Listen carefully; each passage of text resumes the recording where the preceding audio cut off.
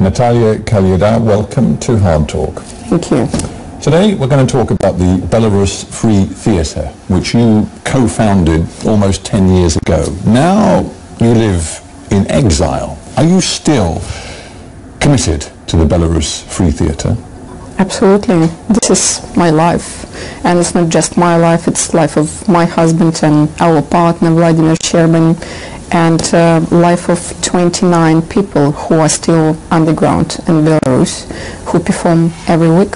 But how can you maintain that commitment, that link, when, as I say, the last 3 or so years you've been forced to live in exile? Skype, that's a unique thing that exists today, and we go on Skype, we talk with our students, and Vladimir directs shows on Skype. My husband will direct another show very soon about wives and sisters and mothers of those whose sons are still in jail in Belarus. Sorry, I need to get my head around this. How on earth can your husband, who is an established theatre director, how can he direct at a distance of 1,000 miles and more? It's about connection. Actors with who we work for almost 10 years, they understand us right away, and they're so dedicated, because for us it's much more easier. We're here in London, even though that we were smuggled and we are in exile, but they're back there, and it's absolutely another situation for them. And their commitment is absolutely a unique one, and commitment of 2 directors, as my husband and Vladimir, is absolutely just unique one. But in the most literal sense, you say you use Skype, but yeah. So the actors hold up some sort of tablet, do they? And so that your husband can actually see a rehearsal from London happening in Minsk, and he can offer instructions and advice based on what he sees.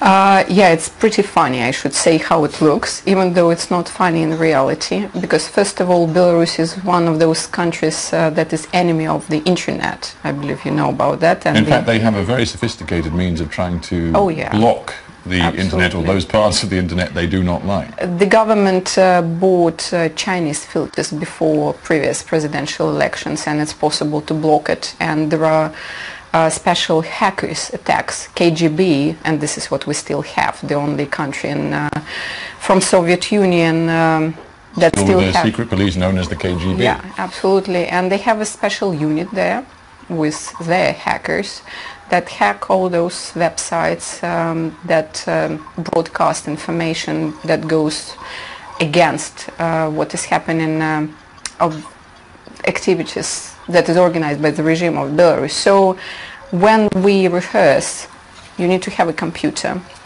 from both sides, in London and in Belarus. And then funny moments start. For example, when Vladimir Sherbin directed 2 previous shows on Skype, he was just saying, take me to that corner. So his head was moving around that particular tiny room. And sometimes it's very good for actors to say, you know what, it's very bad internet connection, we don't hear what you say, when both of them get angry with what actors do. Let us go back to the origins. I think 2005 was the year you set it up. It's been called, and I quite like this phrase, guerrilla theatre. Does that make sense to you? Do you see it as that sort of radical, politicized guerrilla theatre? We are radical, politicized people. I believe this is connected to what we do. In order to understand Belarus, it's necessary to understand that whatever you say, it's prohibited by authorities. So whatever topic you choose, for example, suicide, sexual minorities, not prohibited. We started, and it was first production by Vladimir, 4.48 Psychosis by Sarah Kane, British playwright, and it was prohibited. So it was necessary to find the 27 facilities to check, and 2 actresses together with director went to all those places, and everyone said no. Why? Because we don't have suicide in Belarus, we don't have sexual minorities in Belarus. Yeah, we said it's in the UK. So if Belarusian people will look into it, they watch it, it will happen to them. That was the answer. So no official theatre would take on your work at all? No, it's not possible. We have only official theatres. It's 27 official theatres. We are the only independent theatre that is not registered with the government. So if you can't use the official theatre network, and you have been going for the best part of 10 years, what sort of venues have you been using? Underground, forests. So we go into the woods. We go far away from Minsk, and it's not that we created a bicycle. It was Václav Havel, who was our patron and first president of independent Czech Republic, who just shared his experience with us that it should be done undercover. So weddings, birthdays, Christmas parties, and you mean these are a front for what is actually a show? So we will have a kind of real wedding with the real bride and groom, having a feast, going to the villages, and then we perform there for our audience, even though that we got arrested, even when it was so-called wedding. It seems to me everybody involved from the very beginning has run an extraordinary risk, and I'm talking about you as the sort of co-founder of the theatre group. I'm talking about the directors that you use, the actors, and perhaps most importantly of all, the audiences. Everybody involved in every single one of your productions is running a risk. It's a choice that people need to make. We started when we were two with my husband, then in 2 months we were joined by Vladimir Sherbin, with who we developed the company, and 2 actresses. There were 5 of us. Today there are 29 of us with our students who we teach underground. All of them made their choice to stay with us, and we warn them, if you join the company, you will be arrested, beaten up, you will lose your education, your job. But what I need to say that it's only 29 people. It's not a lot for the whole country that people choose the theatre in order to resist the dictatorship there. I am intrigued to know what is the mindset of the audience, because you have to accept some sort of responsibility, do you not, for their safety? As we say, our audience is the bravest audience in the whole world, because when they come to our performance, they don't go to the venue. So they don't go to absolutely wonderful venues as we perform in London. They go underground, and we have meeting points from where they are taken to places where we perform, and they come with their IDs because they are warned that they might be arrested, and they come to see shows. And when we get on Skype to talk to them and we ask how many new people are here, 40% every time new people. And it's like, even for us it's difficult to comprehend that there are so many people who are ready to get arrested. Well, they say it, but I just wonder whether you sometimes reflect to yourself that maybe you are putting people in a position that is against their better interests. When you invite them to come to your plays, you tell them you may be arrested. They want to come. But in the end, when the police, the state security police, come and they round people up and they put them in detention, do you ever think, you know what, we've pushed this too far? No, it's choice. When you live under dictatorship, and this dictatorship is for 20 years, this coming July, it's just not possible for people to live in such isolation, informational and cultural. Then you need to find that possible place where you could come and see people who will think the same way as you think. Do you think theatre is a very important place to establish a sort of a creative space, a free expression space in a country where, as you have said from the beginning of this interview, there really is no free expression, official allowed free expression at all? I think it's connected to people, so it really doesn't matter what you do, whether you do theater or journalism, because we don't have independent media in Belarus also. So all articles of Universal Human Rights Declaration are violated in Belarus. So it's really connected not who you are, but what you do. And in terms of arts and theater, I think when a specific topic is moved even from media area to arts field, it means that this topic has even much more bigger value, because then already journalists and politicians need to pay attention to it. After 2010 and an election which roused a real wave of popular protest, anger at the way Lukashenko had, to many people's eyes, rigged the election, there was a new clampdown. And in that clampdown in 2011, you and your husband were arrested yourselves.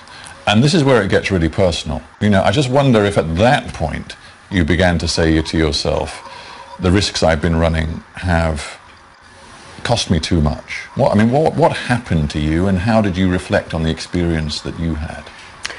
I believe our experience was it was not an easy one in my case, even though I was in jail only for 20 hours. But when you're deprived of water, toilet, sleep, when you are staying for all those hours facing walls with your hands back, and you have the same women staying around you, and you understand that the whole prison is separated into female and male floors where people are held, and they are not allowed to move, otherwise they are beaten up. But I was there only for 20 hours. There are political prisoners who are still in Belarus in jails, and they're going through a nightmare, through tortures there. Our friends, very close friends, and you had an amazing person here a few years ago, Andrei Sannikov. He was in jail for more than 2 years. An opposition leader. He was running for the presidency on behalf of the opposition, and he was winning. That's why he got into jail.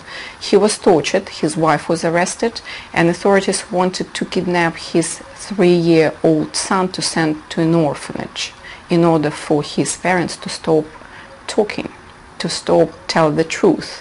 And that still continues. And this is what I mentioned, that... Did they threaten you too? Oh yeah, I mean, it's in our situation, it's connected to personal stories also. My father-in-law, after we left Belarus, but continue to push and put pressure on Belarusian government after having meeting with Hillary Clinton, William Hague, and many different politicians in order to put pressure on Belarusian government. After that, our apartments were raided by KGB, even though they understood that we were not in the country. But after one of such raids, my father-in-law, he had a heart attack and he passed away. And we were not able even to go back and attend the funeral. But before he died, it was the same day when we had the KGB raid, he gave us a call and he said, you need to keep going, you need to finish what you started. And I believe if we didn't have that phone call from him, it would be not possible for us to understand how we will keep going. Our younger daughter, when she was 11, she was interrogated by police and she was smuggled out of Belarus also. I don't mean to belittle your own experiences and of many others in the theatre group, but in the end, are you not preaching to the converted? There is a small cadre of people in Belarus who are determined to stand up and oppose the Lukashenko regime, whatever it costs. And is the truth not that it is that small group who comprise both the company, your theatre group itself, but also the audience? You know, you're sort of talking to yourselves. Is it really true that ordinary Belarusians are taking the risks and coming to your shows and your performances?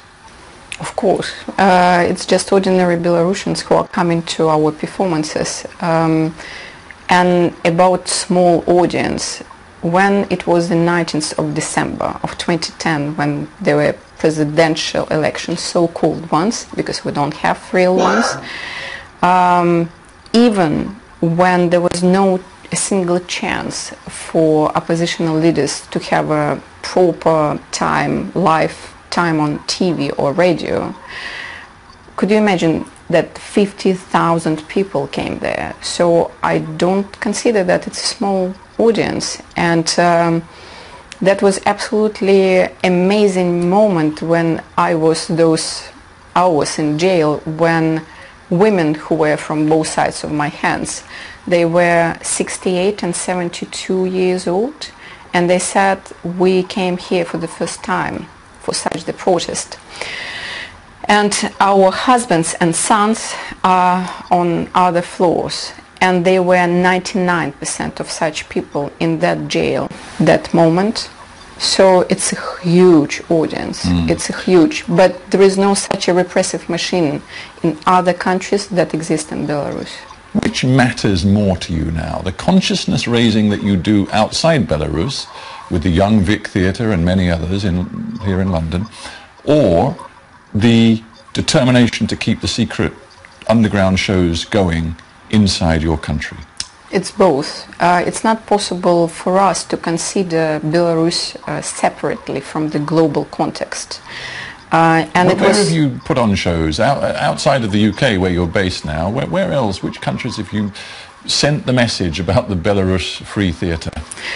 We produce shows only using two methods. It's Skype for small performances that we could present in Belarus.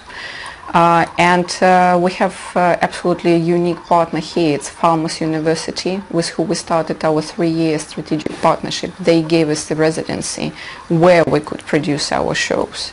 This is the only possibility for us to bring our actors here and to work with them. And the first result that would be possible to see as the result of their residency, it would be at the Janvik in June, and it's called Red Forest, so come and see it. And the only problem that it's necessary for us to smuggle our actors out of Belarus. They don't live at the company.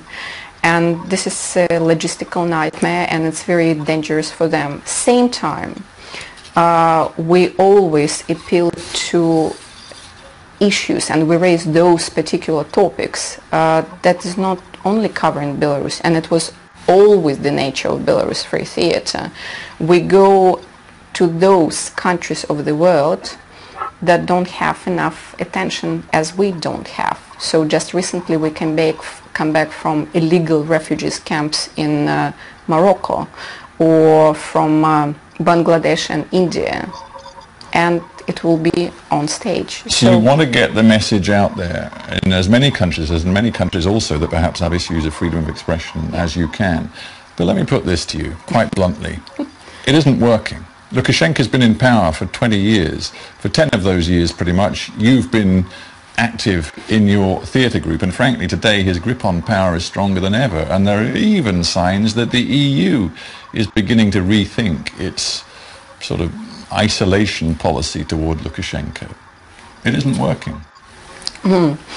I believe that it's not working because it's not enough attention by European politicians and journalists. One of the journalists in Amsterdam told me, oh, it's so interesting to talk to you for a few days, and it's kind of discovery that such situation exists in the middle of Europe. But whose job it is to talk about such countries like Belarus? First of all, it's a job of journalists to discover such stories where human rights are violated so terribly, where death squad exists, and EU politicians who didn't solve the last dictatorship of Europe, and now we have what we have with Russia and Ukraine.